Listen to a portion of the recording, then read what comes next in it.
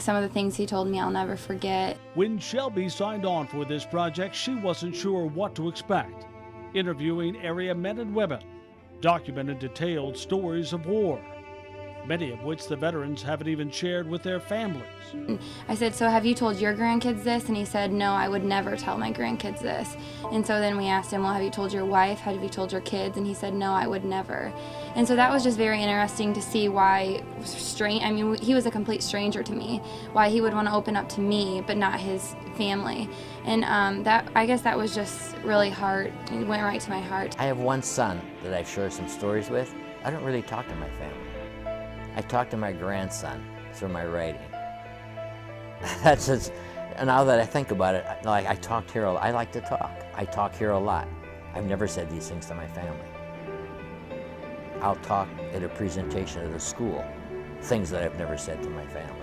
Protecting them from the memories that have haunted him. And we walked single file through the jungle. There was like 350 of us, and the Viet Cong took us in the middle and wiped out the first half and then came back after us. And we started taking heavy fire and mortar rounds. So I'd go, follow me, the old cliche, follow me, this way. And I turn around and some of the guys are going the other way. So I turn around and try to get them to follow me, and as I turn around I get hit with a mortar right in the back. So had I been going forward, I probably would have got it in the face. These veterans really let you into their lives. Telling honest stories of fear, courage, and duty. And so we really had a real purpose for going to war. And of course the results today is, look at South Korea compared to North Korea. So much on the line, so much expected from young men and women who are the same age as these students are right now. I don't want to really graduate because I don't want to go out into the real world. Like, that kind of scares me. And then these guys, like, not only did they go out into the real world, they went out over to different countries and, you know, were fighting for us and, you know, risking their lives. Making choices that would not only put their own lives at risk, but the lives of so many others. He was the one sending guys out to the battles, and he talked about how it was, you know, really difficult to tell some guy, like, hey, you're going here, here's your car, like, and then some of them never came back. And I mean, that had to be really difficult. I couldn't imagine, like, knowing that half the people you're sending out aren't gonna ever make it back. And the man who had to be convinced to stop fighting for the good of his men. The rest of his group would have to force him to, like, lay down for an hour or two, and they would just, like, stand around him in a circle and, like, wait, let him rest for a while and kind of protect him. But he didn't want to sleep because what if something happened to one of the other guys? You would at least have some rest. You have to rest for our protection.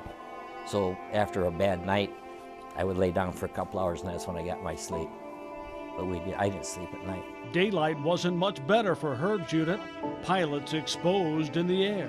I think there were 25 of them, pictures of 25 guys in this book that were killed with me. Right there they are. They're all young men, all of them in their 20s. With my kind of Irish attitude or temper or whatever it is, when they shot at me, I shot back. I kicked those two machine gun chests. I had 6 machine guns with 2,400 rounds of ammunition. And I come down and I meant business. I got right on the ground. I shot everything up I could. And of the man who had a fear of heights, things like ladders and Ferris wheels, who got the call to fly until he could fly no more, after his aircraft went down 3 times in just 4 days. And his story was so incredible that he was, when he was crash landing his helicopter, and that was something that really stuck out to me, because he was, like, in his head thinking, well, I don't know how to do this because they told us that it's impossible, no one survives. Flight surgeon, he dropped his pen, he says, that's it, you're off flight status. And I said, well, how long? And he said, I'd asked, a week? I said, that would be good, I'm so tired. He said, no, minimum of 6 months. Maybe you will never fly again. life-changing experiences that live on in the minds of our veterans, and now in the minds of those tasked to share their stories. It's made me even more curious about just people in general, and also it kind of opened my eyes to how much of a sacrifice it really is for them. They're truly a part of my life now. I mean, I think I'll keep in touch with some of them, and it's an awesome honor to, I guess, to get chosen to help with this project here at St. Ambrose, and it's definitely something that I'll never forget.